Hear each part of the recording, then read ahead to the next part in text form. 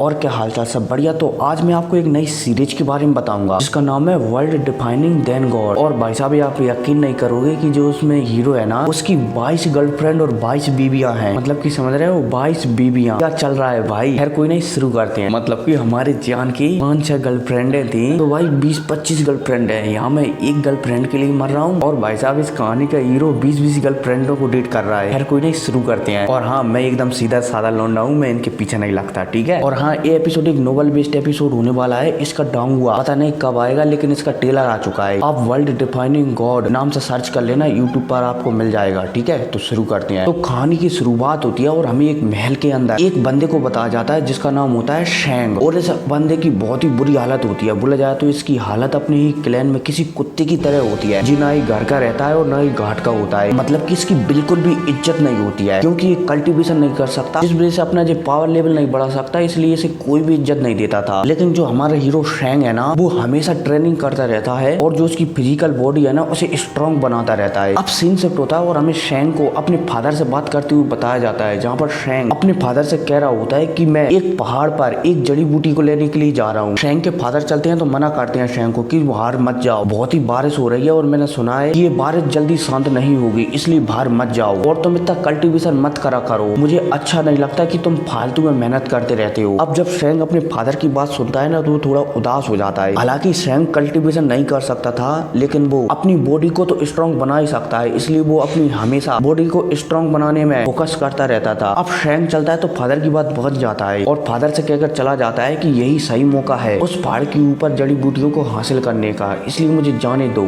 अब भाई साहब यह कहकर शेंग यहाँ से चला जाता है। अब अपनी बेटे को ऐसे यहाँ से जाते हुए देखकर शेंग के फादर थोड़ा गुस्सा होते हैं अपने आप पर ही कि उनका बेटा कल्टीवेशन आखिर क्यों नहीं कर सकता। अब इसी के साथ सीन शिफ्ट होता है और हमें शेंग को बताया जाता है जो कि एक बहुत ही ऊंचे पहाड़ पर चढ़ रहा होता है, जो कि किसी आसमान की तरह लग रहा होता है। अब शेंग चढ़ते जाता है और एक दिन गुजर जाता है, लगातार चढ़ते ही जाता है। इतने में शेंग को एक अजीब सा बादल भी देखने को मिलता है। मतलब कि यहाँ से इस पहाड़ी से बहुत दूर लाखों किलोमीटर दूरी पर एक अजीब सा बादल भी देखने को मिलता है यहीं से, जो कि चमक रहा होता है। शेंग को ऐसा लग रहा होता है कि मानो इस बादल में कुछ खास चीजें हैं। अब मैं इस बादल के बारे में बता दूं कि इस बादल के अंदर एक तगड़ी लड़ाई चल रही है, ठीक है, जो कि आपको शायद ट्रेलर में देखने को मिल जाएगी। अब शेंग चलता है तो इस बादल को नजरअंदाज करके लगातार इस पहाड़ के ऊपर चढ़ता रहता है और फाइनली कुछ दूरी पर चढ़ने के बाद शेंग यहाँ पर आराम करने लगता है। इतने में यहाँ पर उसे एक जड़ी बूटी देखने को मिलती है। शेंग चलता है तो इस जड़ी बूटी के पास जाकर तुरंत इस जड़ी बूटी को तोड़ लेता है और लगातार आगे बढ़ता रहता है। बोले जाए तो आसमान के मतलब कि पहाड़ पर चढ़ता रहता है ऊपर और भी अच्छी जड़ी बूटी को लेने के लिए। अब चढ़ते चढ़ते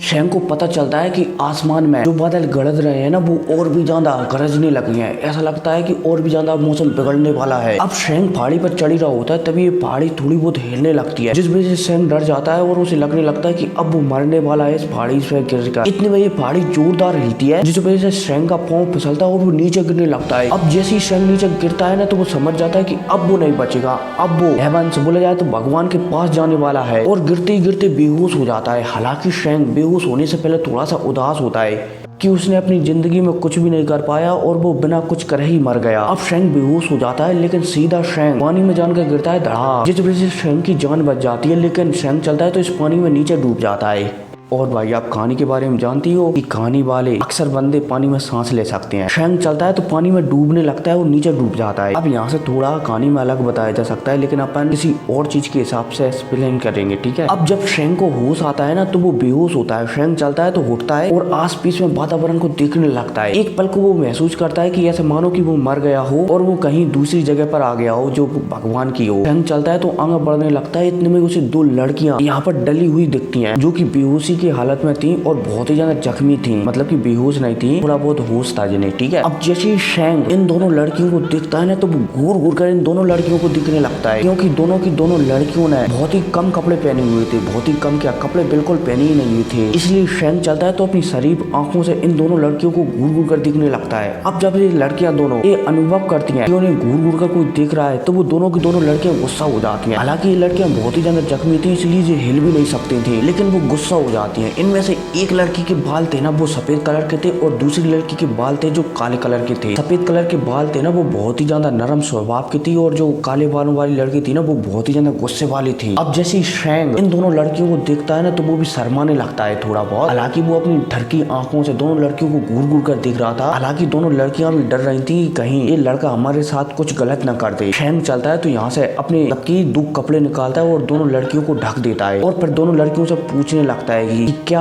आप लोग मुझे बता सकते हैं कि यहाँ से बाहर कैसे निकला जाए, बोला जाए तो इस पानी से बाहर कैसे निकला जाए। अब जैसे ये दोनों लड़की शैंग की बातें सुनती है ना तो इसमें से सफेद बालों वाली लड़की चलती है तो वो कुछ अनुभव कर लेती है और वो शैंग से कहने लगती है कि ऐसा लगता है कि लड़के तुम कल्टीवेशन नहीं कर सकते, मैं तुम्हें कल्टीवेशन करने के लिए जिस चीज की आवश्यकता होती है ना वो चीज मैं तुम्हें दे सकती हूँ। अब भाई साहब जैसे शैंग हमारा इस सफेद बालों वाली लड़की की बात सुनता है ना तो वो हैरान हो जाता है। सफेद बालों वाली लड़की चलती है तो इससे कहने लगती है कि मैं तुम्हें इस दुनिया की सबसे पावरफुल चीज यान एनर्जी को कल्टीवेट करना सिखाऊंगी और इसके अलावा मैं तुम्हें बहुत ही अच्छी अच्छी टेक्निकों को भी सिखाऊंगी। अब इतने में यहाँ पर जो काले बालों वाली लड़की थी ना वो भी हमारे शैंग से कहने लगते है कि लड़के मैं भी तुम्हें इन शक्तियों को दूंगी और उन्हें कल्टीवेशन करना सिखाऊंगी कि कैसे उन्हें कल्टीवेट किया जाता है। इसके अलावा मैं तुम्हें डार्क मैजिक, ब्लैक मैजिक उसके बारे में भी सिखाऊंगी। इसके अलावा मैं तुम्हें गोलियों को रिफाइन करना भी सिखाऊंगी। अब भाई साहब जब हमारा स्याओ फैन सॉरी शैंग इन दोनों लड़कियों की बात सुनता है ना तो वो हैरान हो जाता है। हालांकि पहले तो उसे ये सब कुछ सपना लगता है लेकिन फिर वो अपनी हकीकत में आने के बाद यहाँ पर सोचने लगता है कि कहीं ये दोनों लड़कियां उसे बेवकूफ तो नहीं बना रही, नहीं इन दोनों लड़कियों के साथ कोई ऐसा हादसा हो गया हो जिसकी वजह से इनका दिमाग क्रैक हो गया हो और ये मुझे फालतू की बातें पढ़ा रही हो। लेकिन फिर ये लड़कियां चलती हैं तो कुछ हमारे स्याओ फैन को जानकारी देने लगती हैं जिस वजह से स्याओ फैन शैंग को जानकारी देने लगती है जिस वजह से शैंग समझ जाता है कि ये दोनों लड़कियां एकदम सही कह रही हैं। अब इनमें से एक लड़की चलती है तो वो शैंग से कहने लगती है कि मेरा नाम भूमि है और यहीं जो काले वाले वाली लड़की चलती है तो वो भी अपना नाम बता देती है कि मेरा नाम बाई यू है। अब दोनों का नाम सुनने के बाद शैंग यहाँ पर हैरान हो जाता है क्योंकि उसका नाम मतलब इन दोनों का नाम उसे कुछ सुना सुना सा लग रहा था लेकिन शैंग को पता नहीं था कि इन दोनों का नाम उसने कहाँ पर सुना है। अब यहाँ पर सफेद बालों वाली लड़की चलती है तो वो मतलब कि सुमी चलती है तो वो हमारे शैंग से कहने लगती है कि हम तुम्हें जो भी शक्तियाँ देने वाले हैं ना उससे पहले तुम्हें एक कॉन्ट्रैक्ट को साइन करना होगा। ये लड़की चलती है तो एक टोकन टाइप का कुछ निकाल लेती है और इस पर अपना ब्लड डाल देती है। सफेद बालों मतलब कि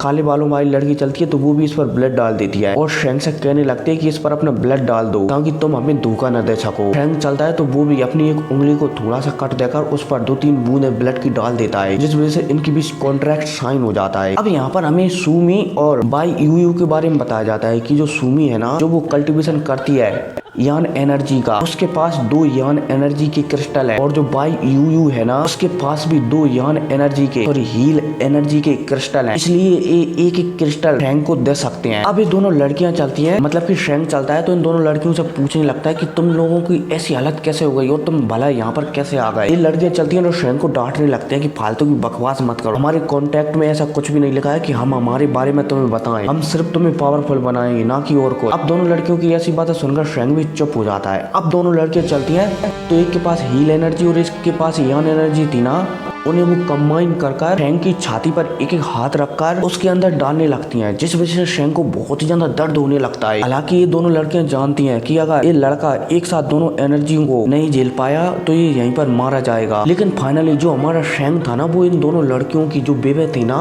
एनर्जी की उसे झेल जाता है और अपने शरीर में बसा लेता है। हालांकि शैंग यहाँ पर बेहोश हो जाता है लेकिन इतने में शैंग की बॉडी अचपर उड़ने लगती है और झटके खाने लगती है। ऐसा लगता है कि मानो शैंग की बॉडी में शक्तियों की लहरें फैलने लगी हो। अब थोड़ी देर बाद शैंग चलता है तो यहाँ पर होश में आ जाता है। इनमें से एक लड़की चलती है सफेद बालों वाली तो वो शैंग को एक अंगूठी दे देती है और कहती है कि इस अंगूठी को अपने हमेशा पास रखना, हम इसी अंगूठी में रहेंगे। अब भाई साहब यह कहकर दोनों लड़कियां चलती हैं तो वो इस अंगूठी में वापस चली जाती है मतलब कि इस अंगूठी में जाने लगती है। लेकिन जाते समय जो सफेद बालों वाली लड़की थी ना जो किसी कपड़े से ढकी हुई थी उसका कपड़ा नीचे गिर जाता है और हमारा शैंग चलता है तो उसे घूर घूर कर देखने लगता है। ये लड़की चलती है तो शर्मा जाती है और तुरंत इस कपड़े को साथ लेकर जो शैंग को कुछ समय पहले सफेद बालों वाली लड़की ने अंगूठी दी थी ना उसके अंदर घुस जाती है। अब शैंग चलता है तो थोड़ा मुस्कुराने लगता है। इतने में इस अंगूठी से आवाज आती है कि आज से हम ही तुम्हारे टीचर है और हम ही तुम्हें कल्टीवेशन करना सिखाएंगे और इस दुनिया का बेस्ट गॉड बनाएंगे। और भाई साहब जब हमारा शैंग ये वाली आवाज सुनता है ना तो बहुत ही ज्यादा खुश हो जाता है। हर कोई नहीं, इसका पहला एपिसोड यही था। ठीक है, अगर आप लोगों को पसंद आया ना तो मैं इसके आगे एपिसोड भी लाऊंगा क्योंकि शायद हफ्ते में एक आधी आएगा। ठीक है, तो अगर आप उसमें इंटरेस्ट रखते हो ना तो बताना, लाने की कोशिश करेंगे अपन। तो मिलते हैं अगली वीडियो में। Take care.